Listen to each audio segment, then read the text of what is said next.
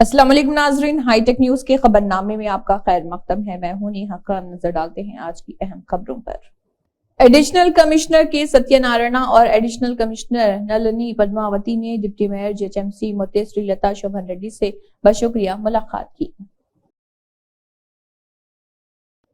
JHMC mayor Gadwal विजय लक्ष्मी ने JHMC head office में disaster response force के उन्वान से एक कॉफी टेबल बुक की नकाब कुशाई अमल में लाई। किताब की रोनुमाई के दौरान ईवीडीएम के डायरेक्टर एन प्रकाश रेड्डी और उनकी टीम के अरकान भी मौजूद थे। बीआरएस के सीनियर लीडर डॉक्टर दासुजो श्रवण ने कांग्रेस हुकूमत पर इल्जाम लगाया कि वो इंतखाबात के दौरान दी गई 6 जमानतों पर अमलवारी के सिलसिले में तेलंगाना के अवाम को धोखा दे रहे हैं। तेलंगाना भवन में एक प्रेस कॉन्फ्रेंस से खिताब करते हुए श्रवण ने कहा है कि कांग्रेस हुकूमत जमानतों को नाफिज करने में संजीदा नहीं और ताखिर हुर्बे अपना रही। उन्होंने कहा है कि अहले इस्तिफादा कुनिंदगान के आदाद व शुमार की दस्तियाबी के बावजूद कांग्रेस हुकूमत ने प्रजा पालना के नाम पर ड्रामा रचा और आम लोगों को लंबी कतारों में खड़े होने और उन स्कीमों के लिए दरख्वास्त देने के लिए पैसा खर्च करने पर मजबूर किया।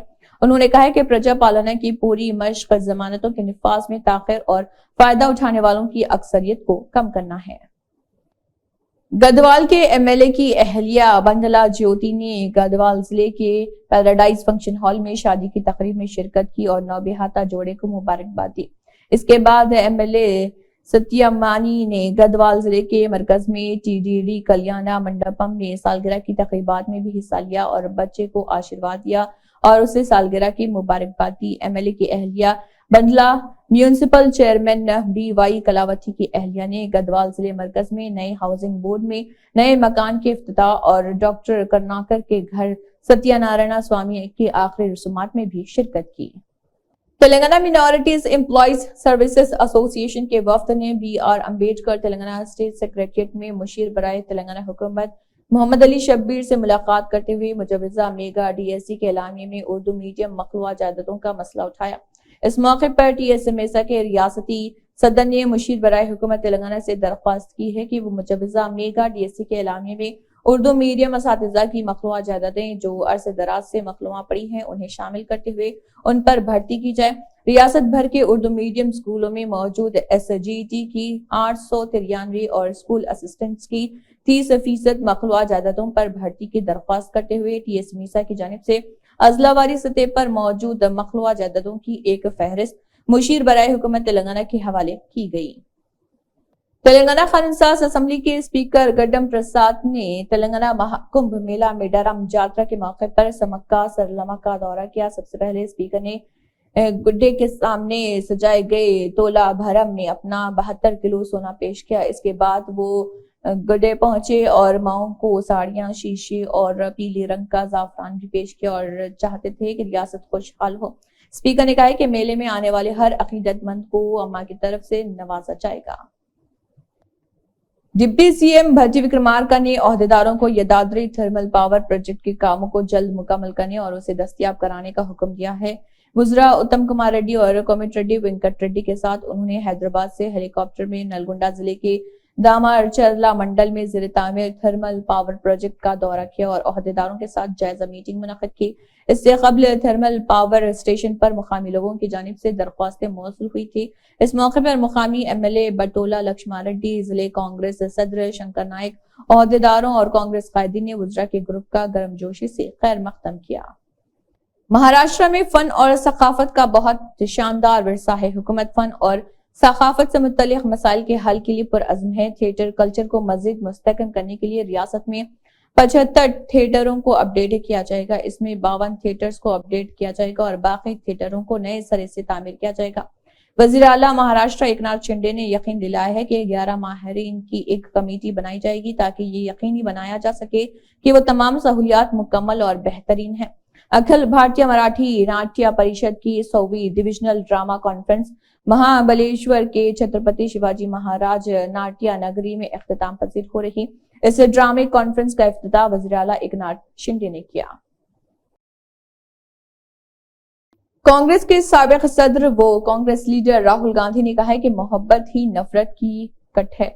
ہم اس دیش میں نفرت کو نہیں پھیلنے دیں گے، ہم محبت ناکام ہونے نہیں دیں گے، نفرتوں کے بازار میں محبت کی دکانیں کھولیں گے۔ مراد آباد سے اہل وطن کے لیے میرا یہ پیغام ہے۔ ریاست تلنگانہ کے محکمہ جیل خانہ جات کے director general doctor Saumya Mishra IPS نے ضلع کلکٹر عادل آباد راہل راج PS کے ہمراہ صبح عادل آباد شہر مستقر کے ضلع جیل کے احاطے میں بھارت پیٹرولیم کی مدد سے قائم کیے گئے پیٹرول پمپ کا افتتاح انجام دیا۔